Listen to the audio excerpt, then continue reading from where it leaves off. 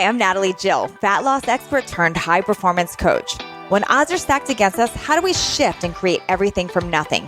How do we level up when we aren't feeling it yet or we've had a big setback? On this podcast, I'll be talking to some of the most inspiring and courageous men and women on this planet who at their worst learned how to achieve success greater than they ever dreamed possible, leveling up and creating everything from nothing.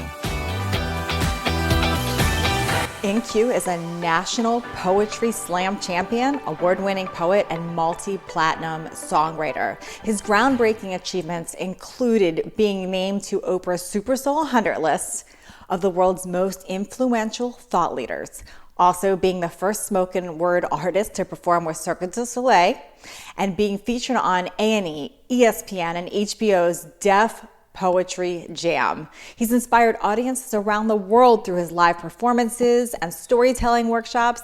Many of his recent poetry videos have even gone viral with over 70 million views combined. What I love most about INQ is his unique ability to channel emotion, feeling, and extreme presence through his art and inspire, uplift, entertain, and empower so many others through this art. Join in today and learn exactly how INQ levels up and creates everything from nothing. Today on Leveling Up, I'm here with the one and only INQ, who I'm excited to chat with. I've heard him perform a number of times. He's a songwriter and an entertaining poet, and he just released his first book, INQUIRE Within. So I'm excited to chat with you today. Thank you so much for being here, INQ. Yeah, thank you for having me. I appreciate it. So I've got to ask, for starters, where did the name INQ come from?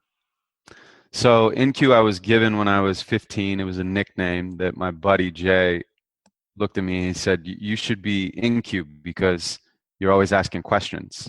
So originally it was inquiry. I love it. And then eventually people started calling me Q, and I rarely heard my real name after that, actually. So. Oh, that's funny. I love it. So it's stuck. So thanks, Jay. Thanks, buddy Jay, for that. Did you always have the performer in you? Like, were you a kid that was performing to others, or is this something that happened as an adult? No, I mean, I started writing and freestyling when I was around 14 years old. Mm-hmm. And it just, I fell in love with it. Yeah. Was it, the writing that you do is very unique to me. It's very entertaining. Very few people that I've encountered are able to pull together meaningful poets and be entertaining at the same time. Is that something that, was this literally just natural to you, or did you have coaching around it, or did you have a mentor that you had looked at to learn this? No. So when I was around 14, I fell in love with hip hop. And I started freestyling with my friends. Mm-hmm. And freestyling was really my first form of meditation, because when you're freestyling, you can't think about anything else but the next word or the next rhyme. So it drops you into the moment. And I was born and raised in Santa Monica to a single parent. My father was not around. My mom was a school teacher. And I had a lot of, I think, emotion around that subject and other subjects. I never really felt like I belonged, that I was able to funnel through this art form. And it allowed me an outlet in a way that nothing else had up till that point. And I felt empowerment and freedom. And then when I was 19 years old, I wound up in an open mic for poets in Los Angeles called the Poetry Lounge. Mm-hmm. And to this day, it's one of the biggest, if not the biggest, open mics in the country for spoken word. So people would show up and, 350 people would pack into a room to watch someone sign up on a list and be vulnerable from a place of strength and share their truth. And it was the first time that I saw people being celebrated for their vulnerability. So if someone got up and they spoke something that was real and it resonated, the whole audience would snap and clap and cheer. And I just felt at home immediately. So I started putting up my rapping a cappella. And over the years, we ended up being on HBO's Deaf Poetry Jam together. We won the National Poetry Slam Championships. That community became a family. And one day I woke up and realized I was more of a poet than I was a rapper. And that started my poetic journey. Oh my gosh, I have so many questions, INQ, because first of all, this is really powerful what you just said, that it's almost a form of meditation because it brings you to the moment. I want to hear a little bit more about that, because so many people listening right now understand the value of meditation, but they don't know how to do it. And I love that you just brought up that what I'm hearing you say is that there's not just one form of meditation, that anything that brings you to the present moment can create that. Yeah, I mean, that's why they talk about moving meditations, walking meditations, meditations while you're doing your dishes. Anything can be a meditation if you're fully present. But I mean, I have various degrees of success and failure, every single day trying to accomplish that. That's why I do specific practices. And meditation is obviously the foundational practice for bringing you into the breath and into the moment. And meditation isn't about being good at meditation. It's about practicing letting go. Oh my gosh, I love that. It's about going to the gym for letting go of your thoughts and your emotions over and over again, and returning to the never ending now. And once you build up that muscle, then when you're in the world and you get triggered, you're less likely to respond from a past projection or, some desire for the future, and you actually can respond to the information that's in front of you. And so it's been invaluable as a tool for me. And there are many other ways that I try to find access to that same presence. So the other thing I'm picking up from you, which is pretty cool, and I say this because I have a 12-year-old who lives in her heart and her emotions, and I find that she doesn't really get an outlet. So I'm interested in a little bit more about that, because you learned like at a young age that it's important to be vulnerable. It's important to share and be that. How come that was able to happen for you? I'm curious your perspective, where other kids really struggle with being able to do that. Like they're very interested in what others think of them, or they get teased about that. Did you face any of that? Was that something that came up? Yeah, of course. I think that's a part of growing up. And we're taught in this culture to externalize our validation. And then if you really think about it, by the way, that's because of consumerism. They basically sell you your own insecurities so that you can buy something and hopefully find love. But let's go back to tribal days. When you were in hunter-gatherer times, if you basically got kicked out of the tribe, you would die. I mean, if you even saw someone from a different tribe, you guys would probably try to murder each other. So, to be rejected or judged by anyone in your environment triggers these very old survival feelings. So, of course, kids are going to go through that, but ultimately, hopefully they can find something where they can express their truth and just get it out of their system. Hear their own voice and find empowerment, because every single person has a very unique perspective and a unique story to tell. And it doesn't matter how they decide to tell it. They just need to tell it. I'm wondering too, if it was maybe a little bit easier when you did this, because I look at my daughter right now, and she'll want to express something through music, and she'll go put it on YouTube. But then what happens is she'll get one negative comment and it affects her self-esteem. So I'm wondering if, because when you started, it wasn't the days of social media, it wasn't out like that, if that made a difference at all. No, I had other issues to contend with. Yeah. Yeah, for sure. But what I will say is that, that's natural. It's natural that you would, be really hurt if someone doesn't like something that comes from your heart.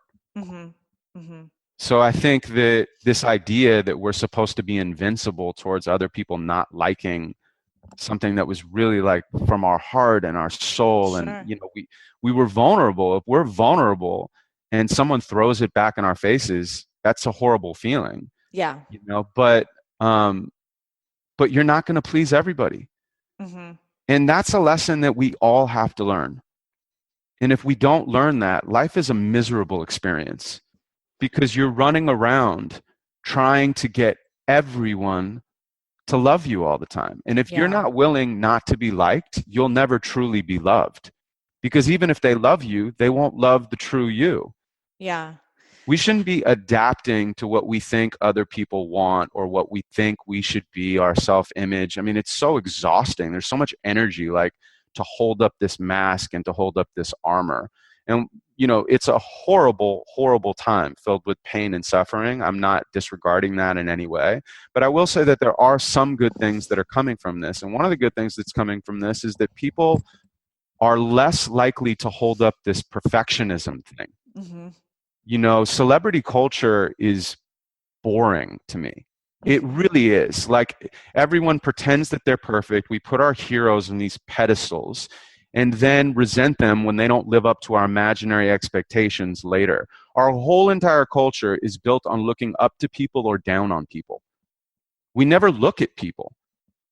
So to take this back to your daughter, that one negative comment is some person out there who actually feels pain. And they're trying to increase other people's pain. It's like two pain bodies trying to find each other. Yeah. But when you know that, and you can acknowledge that, and you realize that you don't need to get everyone, then you can really step into your truth with empowerment. And even if it hurts your feelings, you can just kind of go, all right, well, I'm not going to focus my energy there. I'm going to focus my energy on the other people that actually liked it and appreciated it. And if you want to be vulnerable in your life, be vulnerable first. Even in a conversation, or the people around you, your friends, your family, if you're vulnerable to someone and they don't respond well, they're probably a fucking asshole. Yeah. And then you don't have to hang out with them anymore. So it's a shortcut, like a Trojan horse to deciding if you want to continue the relationship. I love everything you're saying, and it's super logical and it makes sense. But why do you think it's so hard for some people? Because like what you said, so many people are stuck in this people pleasing thing, or everybody has to like me, which isn't realistic. But how do you actually shift out of it? Because sometimes logical makes sense logically, but it doesn't happen. And I think it's something that really is holding a lot of people, especially people listening, back, is that fear of judgment or people not liking them. I don't quite understand the question. Can you ask it again? Yeah. So logically, we know, okay, the person making fun of us or being a jerk, that's their own issue. It's not about us. But how do we shut off that from stopping us from moving forward, or from getting rid of that feeling that, oh my gosh, I just shared something vulnerable and now people don't like me and now I'm going to hide? Like, how did you get to a place where you could just look at it logically and say, okay, this doesn't affect me anymore? I don't always look at it logically. Sometimes I look at it emotionally. Okay. So I acknowledge whatever is going on, but then I just allow it to move through me, and I decide to take a positive action anyway. It's not the emotions, the shadow emotions, that get us in trouble. It's the fact that we perpetuate them. We blame other people. We victimize ourselves. We get angry at God, and then we stop ourselves from taking positive actions or steps forward. And so if something hurts my feelings in life, I acknowledge that it hurts my feelings. I don't ignore that or distract myself from that. And I accept it. And then I take that energy and I try to create something from it rather than destroy something. Got it. Okay. And that's what you've done a fabulous job doing. Can you, I would love for the audience to hear a little sample of what you do and how you do your poetry and how you share, because even as you're answering questions to me, it's so interesting. It's like, it comes out so naturally. All of your answers almost sound poetic to me. Thank you. It's really incredible how your brain does that. So I'd love, is there something you could share so people can hear? Yeah, sure. This is called Father Time, and you mentioned beforehand that people who listen to your podcast are more story oriented. Yeah. So this is clearly a true story. Okay. I'm staring at the number, wondering if I should call. I can hear the tick-tock from the clock on the wall as it meshes with the thump-thump beat of my heart. Sometimes getting something started is the hardest part. I didn't meet my dad until I was 15. I'd seen his photograph, but his image was sickening. A coward with a dick, but no balls to back it up. See, when he left me as a kid, I had cause for acting up.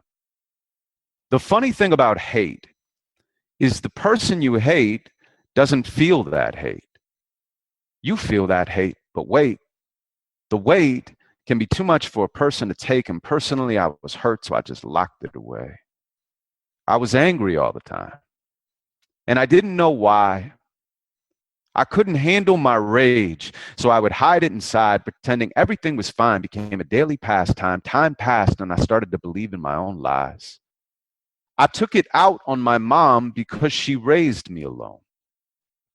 The rage I couldn't own had left me totally numb. It was like landmines in my mind that I didn't understand. So when the boy inside cried, the young man outside yelled.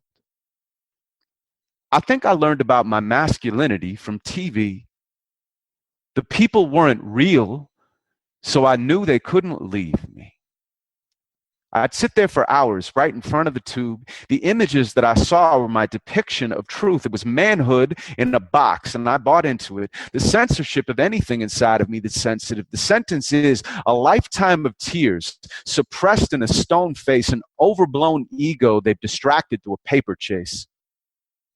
Back when I was 9, I imagined in my mind that my father was a spy working for the FBI, and that's why he couldn't stop by, write or drop a line. He was off saving our lives from the bad guys, but that was just a lie that I used to get by so that you wouldn't see the tears welling up in my eyes.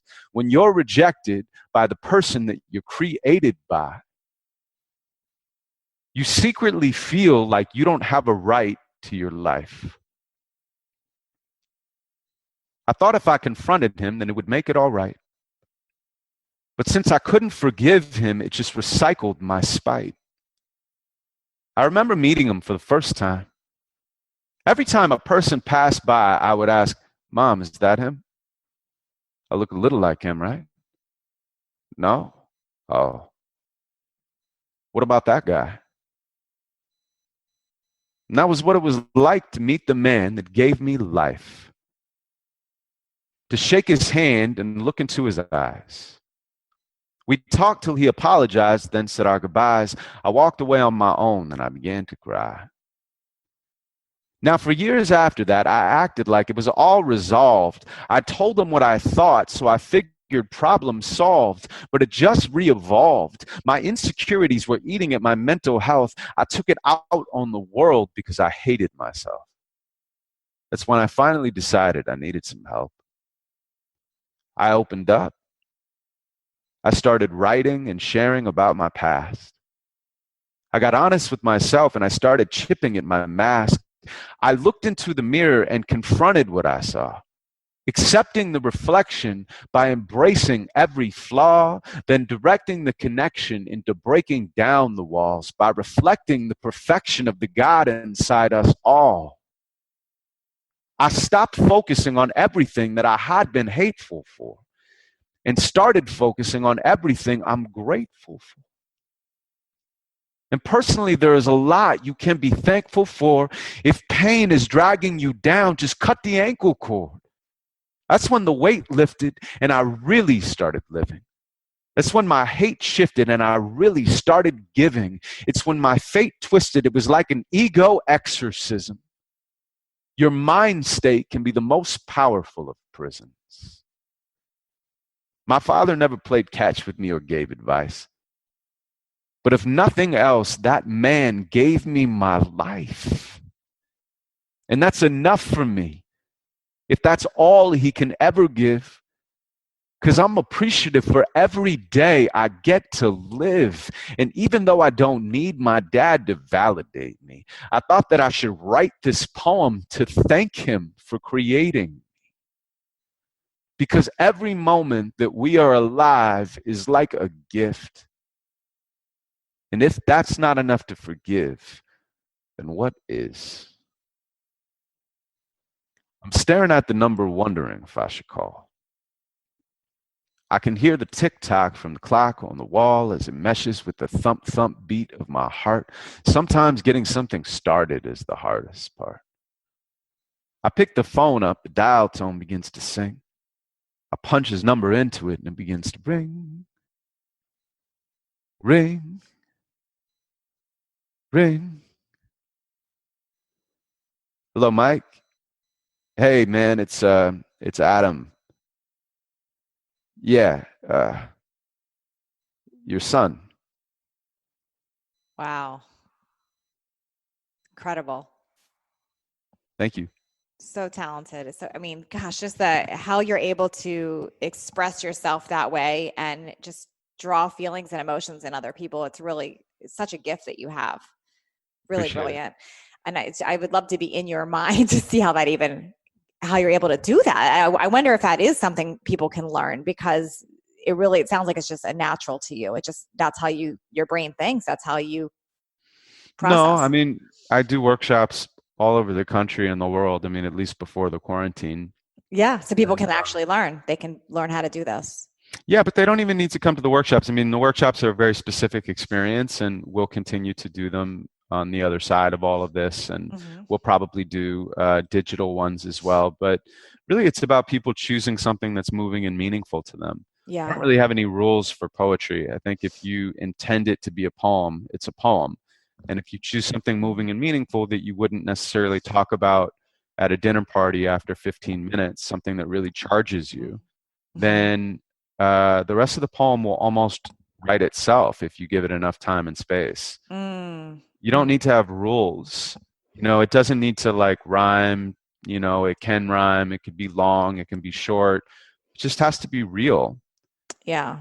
And I could feel as you're communicating it, like you can feel the emotion in it. You can feel the connection to it when you're sharing. right. So if you just choose a moment that changed who you are as a human being, for example, or a fear that you're moving through right now and wind up in hope and empowerment and infinite possibility at the end of the poem, you'd be surprised at how quickly it flows. And then the other part of it is sharing it with someone, Mm. being witnessed. Yeah, it's really brilliant. Do you know or care if your father has ever heard it? I don't know if he's heard that poem, but we definitely had interactions before he passed. Mm. So I was able to get to know him as much as I needed to, and Mm. I certainly came to my own understanding of how forgiveness is Yeah. forever intertwined with gratitude. I was also something, it's interesting you just said that. I was really picking up on how I think it's so important to find gratitude in things. And so many people would say that there is no gratitude in that. But I love how you expressed even just the gratitude of he gave me life. Like if nothing else, he gave me life. That was super powerful. Yeah, I mean, look, my story is amazing compared to many. I had a really great life and a really uh, great childhood, even through the challenges that I had. Mm. And I know how lucky and blessed I am. But I think that no matter what the circumstances and the details of the challenges that we all go through as individuals, we ultimately, whether or not we understand why it happened, have to come to a choice of whether or not we're going to choose to be a victim, we're going to choose to blame other people, or we're going to choose to find gratitude and forgiveness and empowerment, because the things that we experience make us who we are in this moment. Yeah. And, you know, we have to embrace it, whether we understand why it happened or not. I actually think understanding is really overrated. I mean, How do you mean? What do I've you mean? like spent my whole entire life trying to understand, but sometimes the questions are more important than the answers. Mhm. And sometimes it's good to just acknowledge that you're not ever going to figure out why this happened. And you don't have to understand in Mhm. order to find gratitude. So understanding is overrated. That's an interesting, because you're right. Because a lot of people get so stuck in the why, but why, and why did they do this? And you're saying it doesn't matter. It doesn't necessarily matter why. Yeah, I mean, look, why is an important question, but you don't have to beat your head against a brick wall, Mhm. for 10 years on why. Yeah, yeah, Eventually, you're just not going to get through the wall. You're going to give yourself a big headache. totally. So, um, And it's not going to change it I think either. instead of why, you can move to how. You know, if you can't figure out why, move to how you can find gratitude, how you can take positive steps in your life to forgive, how you Mhm. can take positive actions in your life to alchemize the emotion. Mm.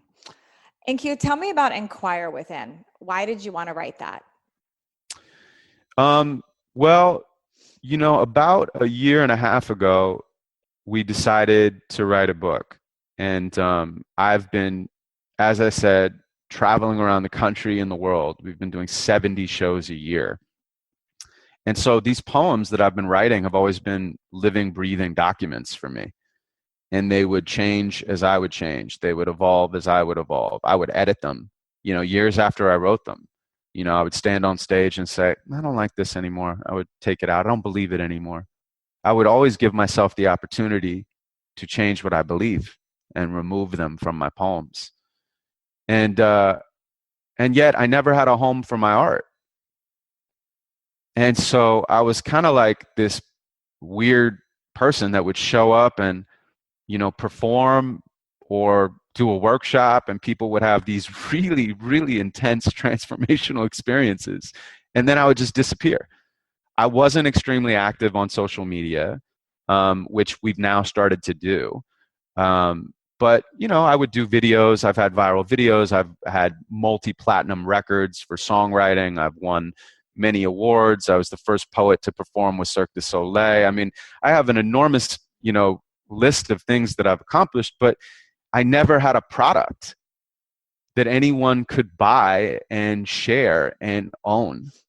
And so we decided to do that. So it was very, very quick. We ended up getting a publishing deal with Harper One, which is the spiritual division of HarperCollins, and they do The Alchemist and The Four Agreements. And then we created this book. And if you see Inquire Within, the branches mirror the roots.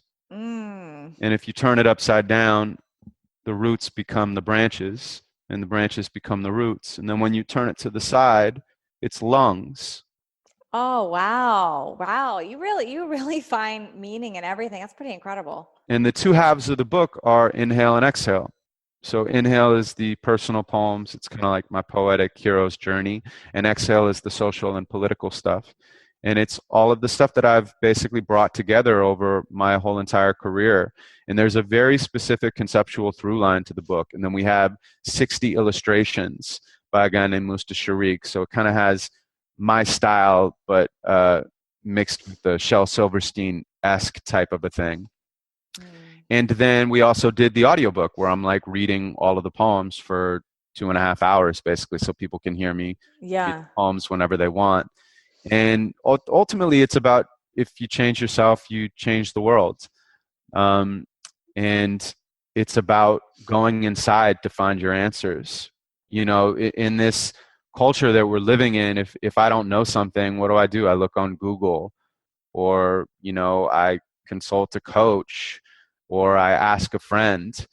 And I think that that's inextricably tied in with consumerism, with looking outside of ourselves to find who we're supposed to be and what we're supposed to do. And in this modern world where there's just so much technology, it's very difficult to find a moment to hear your own internal voice. And so here's what I would say to anybody that's listening to this. If you have something that's going on right now, you can certainly listen to a podcast. You can certainly buy a book. You can certainly go on YouTube. But you can also just take this time that we all have now.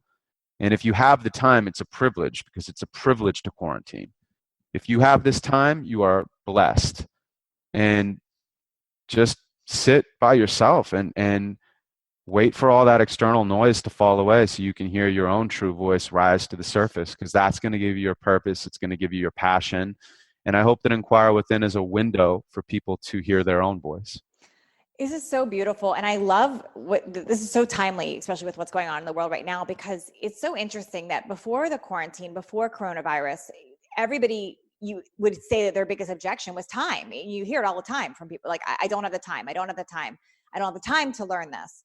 Now we've been gifted all this time. And just like you're saying, so many people, they're still turning for validation. Like it's going, let's be on Facebook more. Let's see what everybody else's opinion is on social media. So it's like, even with the time, people are still seeking this external validation. Is how I'm spending my time okay? Is what's happening in the world, where what a gift that we really do have that space right now to go within and practice what you're talking about.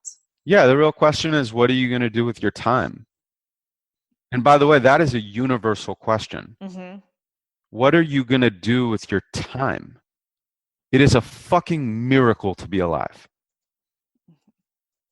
It really is. And we take it for granted 99.9% of the time. If you wave some keys in front of a baby, they trip out, Mm-hmm. or a toddler. They're so amazed by everything. They see the light bouncing off of the keys and the sound and the shapes, and they're just mesmerized. And yet, look around you. Look how amazing the world is.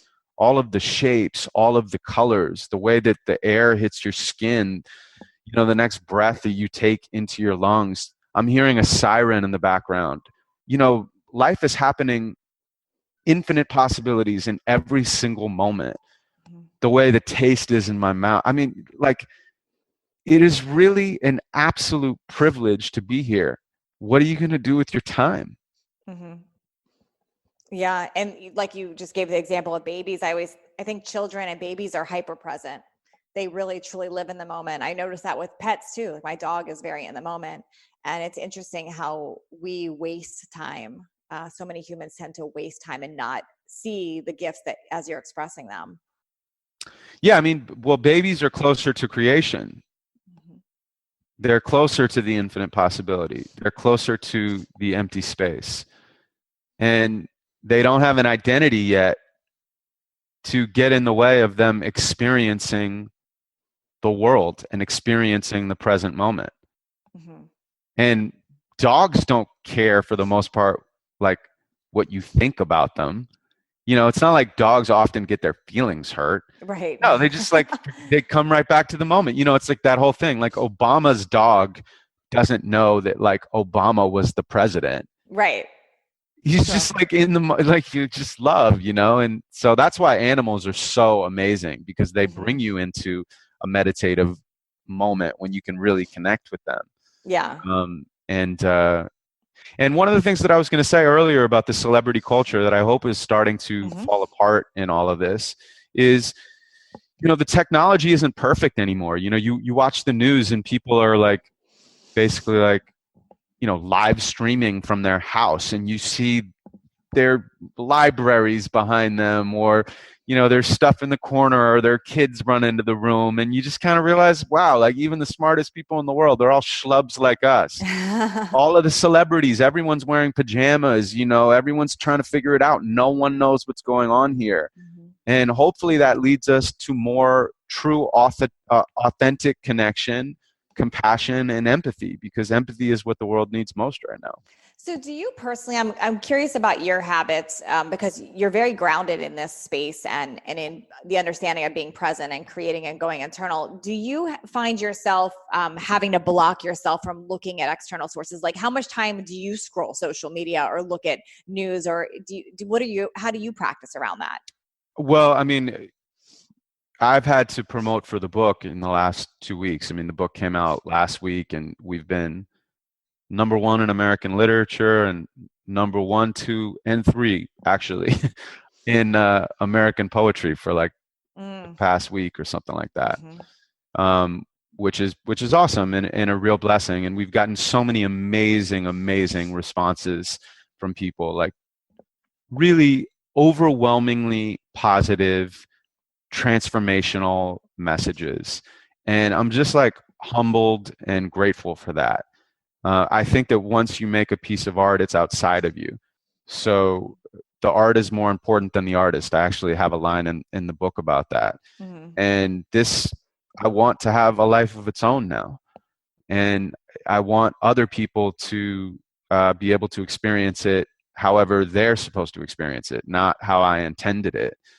And so that has been my main focus during most of the quarantine so far, has been promoting the book, which has been wonderful and also difficult, because it's been very difficult to promote while I'm so keenly aware of how much pain and suffering is in the country and in the world. But I do think that this book was medicine for me to write, and I hope that it's been and will be medicine for people to read. So it's been worth it. I believe it. I believe it will be. It sounds really, I get, just from even your sample, what you just shared right now, a few moments ago, was incredible for that. How do you, when you're promoting or you're online doing that, how do you protect yourself from taking in that outside information and then shifting your mood? Do you let yourself look at any of that? Do you stay away from that? I'm curious. Are you talking about the news? Are you talking about So negative responses to me? Or are you talking no, about? not about you in general, but about Uh-huh. what's going on in the world. So how does that, because you're very grounded in let's be present and appreciate life and look for gratitude and things. So you're very grounded in that. How do you protect yourself from outside sources influencing that? Do you not look at any of it? Do you allow No, yourself? I watch the news every night and I cry. Mm, I mean, when it's not just conjecture, when it's actually like people sharing stories about, look, all these people that are dying, they are not statistics. sure. They are human beings that have families, dreams, hopes, Mm-hmm. you know, and they had to die alone, Mm, and they couldn't even have a funeral with their families. yeah. I mean, it is infuriating. And Trump, in my opinion, not even in my opinion, fuck my opinion, in fact, his lies killed people. Mm, So for me, I don't protect myself from it. I stay informed, okay. but I also know that I can't help anyone from my fears or my anxiety. Mm-hmm. So I try to work as much as I can throughout the day, do positive things, spend time with my amazing girlfriend and Mm-hmm. develop our relationship more, and create. And then in the evening, I watch the news, and then I try to do something else that takes my mind off of it, and I start the whole process again the next day. Here's something you said that is absolutely brilliant, though. And I hope people really caught this because this is how you live and this is what works for you and for many. Is you said, I watch the news every night and I cry. I feel it. And that's something I think people are not doing. They're not actually feeling it. They're seeing something, they're passing it along, they're creating this story around it. But I believe that the actually letting yourself feel it is why you're able to move through it, because that's something you're gifted with, an ability to be able to truly feel and express that, where I think so many people try to numb out, avoid, or create something different from that. Yeah, I mean, it's way easier to do that in the short term, but in the long term, it's a disaster. Mm-hmm. So Yeah, everyone has to make their own mind up about how they want to approach their life. And I don't have any judgment on other people's process. And I don't think that my process is right. It's just right for me. And it's only right for me right now. It might change. mm, But emotion is only like energy. sure. It's literally all it is. So if you trap it inside of yourself by distracting yourself or ignoring it, pretending it doesn't exist, eating, running to alcohol, doing all Mm-hmm. these things, it doesn't go anywhere. Mm-mm. I believe you have a strong gift to this. I watch my daughter is a very emotional person. She has a good cry every single day. And I'm envious of it. I tell her that when I was a child and I would cry, my dad would tease me. So I grew up believing emotions were bad and I struggle with it. I struggle being able to release it. So with her, I'm very aware that this is healthy. And I tell her it's healthy that you cry every day because she's moving that energy out. I think it's beautiful. And I'm envious that you even say you can do that I love that. I think it's I a watched the gift. thing where there's like three people that died in the same family the other Mm, night. terrible. I mean, I'm like looking at this, and of course, my girlfriend and I just, yeah, it's literally a Yeah, heartbreaking, unfathomable situation that's going on in this country and around the sure. globe. But look, to your point, I think that's why vulnerability is strength. Sure. And I'm sorry that your dad teased you for that, for example. And I know why the older generations did that, Hmm. because life in some ways was harder back then. And so there's this idea of toughening everyone up, you know? But the thing is that it actually comes back to haunt us Totally on the does. other side. And that's one of the reasons that people are getting so many diseases or Yes. taking it out on other people in traffic. It's because when you trap the emotion inside of you, it has nowhere to go. So true. I think And pain in our bodies is from that.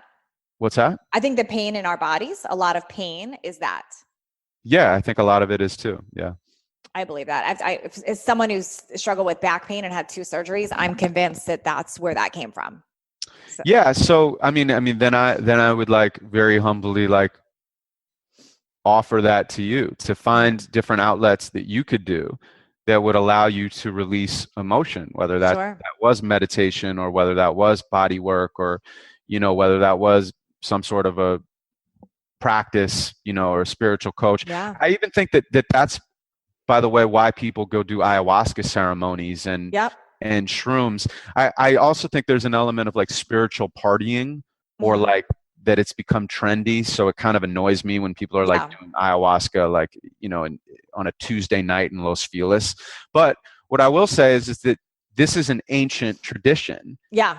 And what it is, many people believe what it's doing is it's exercising all of that old, unexpressed, repressed emotion. And you're preaching to the choir with this. I'm a huge fan. That's what I did in Costa Rica. A huge fan. That's how I came. Oh, that's what you just did. Yeah, that's how I figured it out. So, great. Like plant medicine, I'm a huge fan of. In the right environment, like you said, not as a party on a Tuesday night, but plant medicine, especially for somebody, in my opinion, especially for somebody who has trouble expressing emotions or letting their guard down around that, it's a way to get through. And for me, that was not my first time with it, but it really did allow me to see that connection, and it took things to a different level for me.